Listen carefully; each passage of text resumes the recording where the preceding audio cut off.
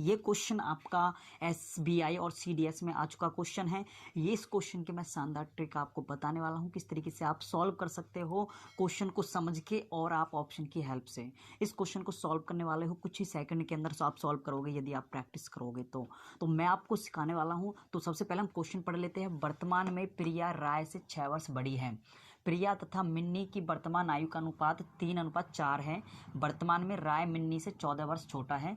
राय की वर्तमान आयु आपको निकालनी है।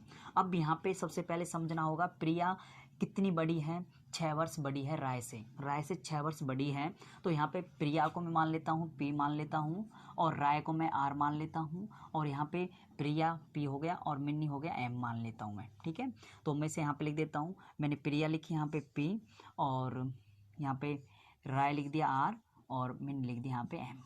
राय की एज हम मान लेते हैं, यहाँ पे राय की एज मान लेते हैं X। राय की एज हमने X मानी है तो प्रिया कितनी होगी, 6 वर्ष बड़ी होगी तो X कितना हो गया, X प्लस में 6 हो गया यहाँ पे। ठीक है, अब इसके बाद प्रिया तथा मिन्नी की वर्तमान आयु का अनुपात आपको दिया हुआ है। प्रिया और मिन्नी, प्रिया यहाँ पे मिन्नी यहाँ पे, इसका अनुपात दिया हुआ है। इसका अनुपात हम लिख लेते हैं, यहाँ पे 3 दिया हुआ है और यहाँ पे दिया हुआ है 4 दिया हुआ है। ठीक है, ये लिख दिया।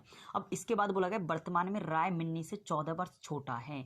जो राय है वो मिन्नी से 14 वर्ष छोटा हो गया। तो इसका मतलब है जो राय मिन्नी है जो वो 14 वर्ष बड़ी होगी राय से, तो मिन्नी जो है वो राय से 14 वर्ष बड़ी होगी, मतलब ये राय से 14 वर्ष बड़ी होगी, मतलब x प्लस में 14। ठीक है, मिन्नी की एज ये 14 वर्ष ये हो गया। अब इसके बाद आप ऑप्शन उठाओगे और सॉल्व करोगे। इतना ही आपको समझना था और इसके बाद आपका आंसर आना स्टार्ट हो जाएगा। आपको क्या पता है, इसका रेशियो, P का रेशियो और M का रेशियो आपको पता है।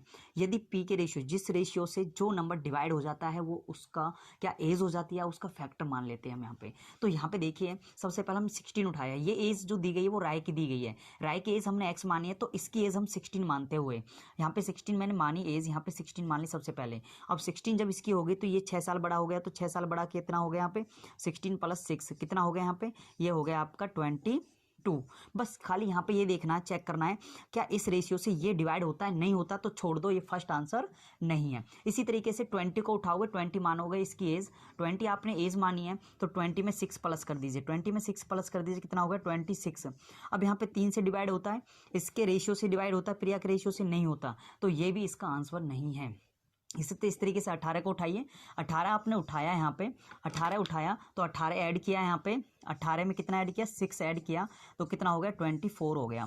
3 से डिवाइड हो रहा है, 3 से डिवीजन हो रहा है, तो इसका मतलब है प्रिया की एज क्या होगी 24 मान लेते। तो एक बार हम वेरीफाई कर लेते कंप्लीट क्या ये राइट है।